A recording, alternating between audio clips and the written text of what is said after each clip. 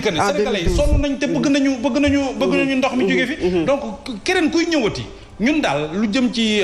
promesse yi nañu ko teg ci suuf te andi li nga xam ci moom moo concret li concret mooy képp ku am xemmemteefu jëlee fi ndox mii tegal ñu programme bu wóor ak xaalis bu mu mënti jar Fatou Abdou nañu gis résultat yi mooy saa yu tawee même bu amul gox yi nga xamante ni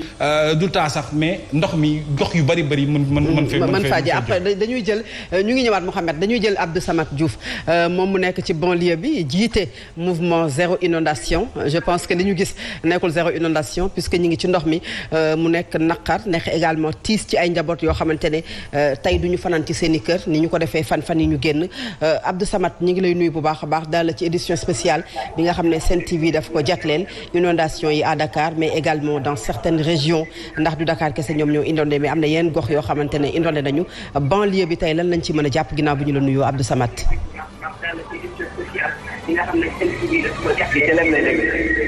Abdou Samad Diouf.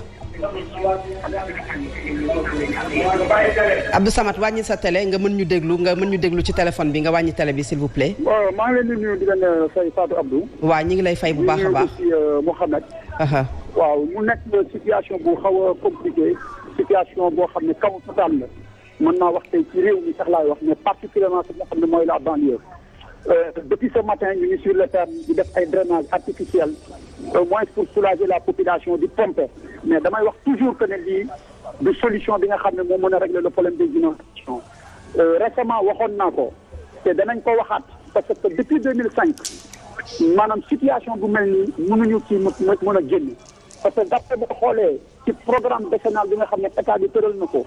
ñu ngi ci 9e année bi ñu defee seen rapport nee nañu évaluation def nañu 511 milliards am taux d'exécution 66,5 mais bi ñu waxee loolu man dama ne man d'accord ma woon ci taux d'exécution bi parce que mënoo jël sur 750 milliards na dépensé les 571 milliards yi am taux d'exécution 66,5%. loolu xel nangu ko beneen bi aussi mooy yàggul le 28 mai passé le conseil d'administration de la Banque mondiale approuvé na 155 millions de dollars le 28 mai passé à Washington 83 milliards francs pour le projet 2 mais ñu gis ne tey milliards yooyu noonu nga xam ne ñu ngi koy déclaré di ko wax ci inondation depuis des années jusqu'à présent le problème n'est pas encore décanté ma gis ne y a un problème boo xam ne tey le président de la République moo war a jël à bras le corps la situation des inondations créer benn cadre de concertation impliquer tous les acteurs yi nga xam ne yaakaar nañ ne buñ leen dugalee ci inondation ñu joxe ci seen xalaat taxawaay situation bi dina réglé wu mais tey président dama yaakaar ne tey li jàmmam mooy askan bi am su fekkee ne nag réinformation bi nga xam ne war na ko am mu war a nekk la bonne information amu ko lu dul ñu di koy wax jox information bu dul dëgg rapport bi nga xam ne député yi def nañ ko yàggul nekk un rapport boo xam ne c'est pas un rapport fidèle gëm le président ne ko la situation des inondations macha allah loolu wane na tey que ne la ñu waxoon président dara amu ci te dañu bëgg président moom muy déglu askan bi déglu acteurs yi te ñi nga xam ne ñoo nekk ci mbënn mi jege askan bi amuñu benn yéene buñ dul am lu dul wax loo xam ne mooy dimbale président dimbale état bi pour que inondation nit ñi mën ci jógee mais lii am tey ci réew mi y a des milliers de familles yoo xam ne aujourd'hui duñu fanaan ci kaw lal tey amuñu fu ñu toggee añ ñii xalaatuñu tey fanaan ci kaw lal lan moo ko indi problème inondation surtout nag fi ma xam ne tey muy jàmm gën ci Kambaaw là où je parle avec vous maa ngi sur le terrain di def ay drainage artificiel mais loolu ba tey mënul régler le problème il faut que ñu ut solution définitive xool naka la ñuy def une bonne fois pour toutes régler le problème te mënuñu régler problème yi te demuñu à la base approche participative impliquer tous les acteurs parce que l'histoire m'a donné raison aujourd'hui que ne la ma waxoon le ministre Omar Gueye récemment ci benn émission ñun ñaar mu nekkoon suma co-débatteur l'histoire m'a donné raison aujourd'hui la situation de Keur Massar gis ngeen ni mu mel à Diamaguène Sicap Mbao pareil à Yeumbeul Nord à Malika partout dans la banlieue soo dem ñu ngi tëmb loolu nag li koy réglé nañu waxam ci dëgg fexe ba mbir mi ñu seet nañu ko réglé moi je pense que loolu mooy mbir mi mais lii ñuy jox président man da dañu yaakaar ne ànduñu ak Massamba ànduñ ak Mademba jàmmi réew mi moo ñu ñor moo tax ñu sutteeku nekk des acteurs ñu jàpp ne comme li tubaab yi wax ne celui qui ne sacrifie pas au problème de son quartier le fera difficilement pour son pays ñu nekk des citoyens yoo xam ne dañuy jàpp ne c'est une obligation pour nous pour aider notre quartier d'une manière considérable te bii nii suñu wareef la mais nag lii mënul yëy askan bi frustration am na ñu ñaa ngi manifester te li ko indi yëpp mooy ne duñu wax président li nga xam ne mooy dëgg te président na xoolaat lii problème inondation na def bilan à mi-parcours chaque année ñu déclenché plan Orsec te doo mos a dégg suñu defee évaluation ak lii moo ci xew te tout ça c'est des problèmes yoo xam ne ci kaw président lay delluwaat il faut que nag président bañ a déglu ma samba ci ku ànd ak moom ak ku àndut ak moom le problème des inondations nous implique nous tous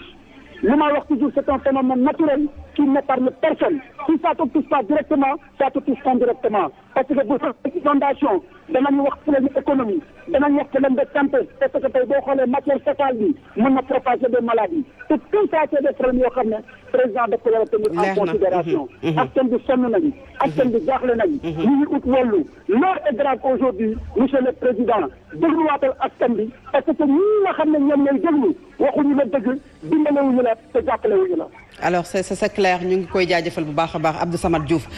mu sonn lool ci li nga xamante ne mooy inondation yi ndax at bu jot dañu koy gis mu nekk au chevet des populations ak moyens yu ndaw yi nga xam ne moom lay am mais également gis nañu ay leaders politiques yuy faral di dem di ko jàppale comme it ay bonne volonté yoo xamante ne xëy na yenn saa yi ñu dugal seen loxo ci jafe-jafe yi nga xamante ne askan wi dañu koy dund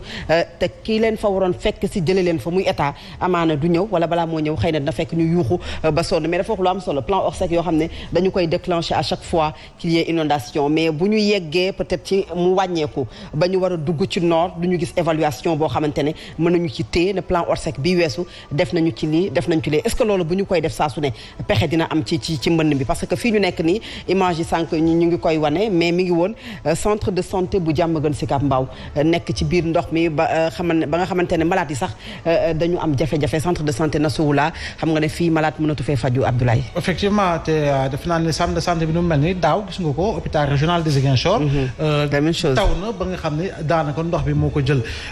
plan Orsec ba kañ c'est-à-dire on ne peut pas continuer dans un pays de vivre de plan Orsec. Il faut impérativement que l'on trouve des solutions définitives à la même problématique et la problématique xam nga moo di lan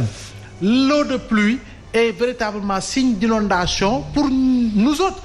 comme la rosée est inondation pour la fourmi. Donc je crois bien que il faut impérativement que ñu trouver des solutions durables yooyu nag il faut encore une fois de la volonté politique gis nga tant qu'on voudra mais effectivement bu dee loolu la bokk nañuy defar ay tuyaux yoo xam ne dañ koy génne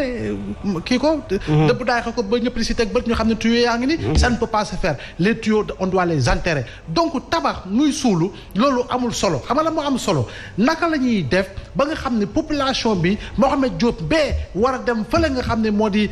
nu ñu tuddati Bambilor war a mën a yegsi si jàmm trouver fa jàmm nit ñi fa dëkk nekk si jàmm pour lan parce que ils n'ont pas les pieds dans les eaux defe naa ne loolu moo di solution te xam nga li gën a doy waar y a des entreprises yoo xam ne ñu ngi leen di tudd ñuy yëngu si wàllu bâtiment mais am expérience de presque 60 ans d'existence ñoom ñu jaay ay parcelles viabilisées à Keur Massar à Rufisque un peu partout ba pare dëkkuwaay di am inondation mais ana les études topographiques yi nga xam ne dañ koy def en amont comme en aval ana le tracé des routes ana le bornage ana donc yooyu yëpp c'est des questions que l'on se pose da ngay gis ingénieur yoo xam ne da nga naan ingénieur bi est-ce que appel d'offre bi jaaru fa ba nga xam ne travaux yi ñu gis résultat yu mu jur mooy parce que dañ ko joxul aux bonnes personnes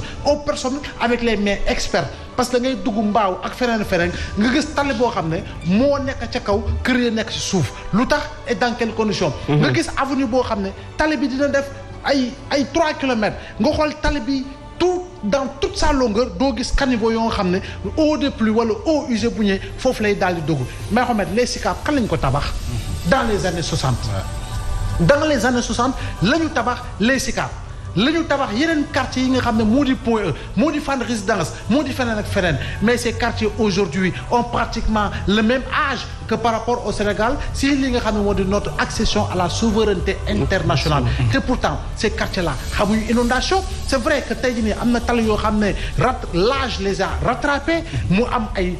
défectuosité constatée mais lu tax depuis 60 ba léegi 63 65 ba jamono ji en 2021 tu entres dans les SICAP quel que soit le nombre de millimètres yu daanu ma ne la 5 minutes laa la may dootoo fa gis ndox te pourtant tubaab yee ko taxoon jamono joojee laa wax avec la société immobilière du Cap-Vert di la SICAP jamono ji nekk SICAP SA mais ñu toll en 2021 donc xam-xam gi yokk matuwaay gi yokk mën-mën gi yokk jumtukaay gi yokk mais def naa ne war nañu mën a tabax ay cité ay koñ ay dëkkaan yu mucc ayib yoo xam ne effectivement di nga gis le résultat Sicap Foire dafa yàgg Sicap Foire c'est bërki démb la mais entre dans Sicap Foire tu verras des quartiers avec des constructions sauvages yoo xam ne maar de musiba dara bu fa xew na ambulance mënu faa yegg dama ne la charrette mënu faa dugg pour lan parce que construction sauvage la defuñu aménagement bi war dañ ko caxat mais même les quartiers dits résidentiels aujourd'hui dañu nekk ci inondation non c'est problème boobu ñu tuddal yeneen quartiers yoo waaw est-ce que du problème bi nga xamante ne Sénégal daf ko am muy dëkk boo xamante ne plan d'assainissement bi ça pose problème aussi plan d'assainissement et plan d'aménagement wax naa sama njëlbeen wax ni ñun dafa am ñett pàcc yoo xam ne dañuy jouer rôle bu essentiel par rapport à l'aménagement urbain mooy les ingénieurs paysagistes mooy les aménagistes mooy également les géographes ñi nga xam ne véritablement seen xam màcc na ci mbir moomu ba nga xam ne daañu la tabaxal tali boo xam ne dafay respecter les normes ba nga xam ne tali bi quel que soit lii xew tali boobu gàllankoor mënu ko am ci li nga xam ne moo di dëkkuwaay mais quand nous construisons xoolal route nationale bi ay jamono par rapport à l'autoroute à péage da daan fees del ba nga xam ne kenn du fa mën a jaar après la ñu trouver une solution par rapport au drainage des eaux am na ay jamono Maris dafa inondé woon ba nga xam ne dafa da amoon débordement des deux lacs des Maris mais également un débordement au niveau du lac du parc de Hann ba nga xam ne ay mala yu bari dañ faa jaar dee mais lu tax parce que en réalité du ñu jël matuwaay et puis le problème mooy les spéculateurs fonciers yi nga xam ni dañoo nekk dans le copinage et dans l'entrisme yi nga xam ne da leen di jox lu ñu bëgg ñu daggal leen fu ñu bëgg ñu daggal leen ñu ñëw caxatee ko jaay ko nu mu leen neexee nit yi tabax nu mu leen neexee nous assisterons à des constructions sauvages qui ne respectent pas les normes en matière véritablement d'installation d'un cadre de vie adéquat donc yooyu yëpp ay góom la yoo xam ne microcorom dong faju ko te askan wi rek ñoom ñoo ci loru ci góom yooyu dañuy dem feneen foo xamante ne ñoom it mbënd mi sonal na leen Touba daanaka am na ci ay famille yoo xamante ne dañoo génn ci seen i kër dem ci yenn dëkkuwaay li ko waral moom mooy mbënd moo xam ne ñoom it sonal na leen te ba tey mi ngi taw ndax tey ji ci suba Touba également ma ngay taw ñu dem fekk fa Abdoulaye Diagne Abdoulaye ñu ngi lay nuyu bu baax a baax di la dalal ci édition spéciale bi Abdoulaye Diagne ñu ngi lay nuyu bu baax a baax ñuy fàttali ne Touba daaw rek gis nañu yi nga xamante ne moom moo jiite ONAS liggéey boo xamante ne sumboon na ko wax na ko fa mais gis nga terewul ñoom également ñi ngi am problème inondation ba tey ak li nga xam ne moom la fa sëñ bi dugal lépp ci li nga xamante ne mooy jàppale état ngir xëy nañu bañ a dund boobu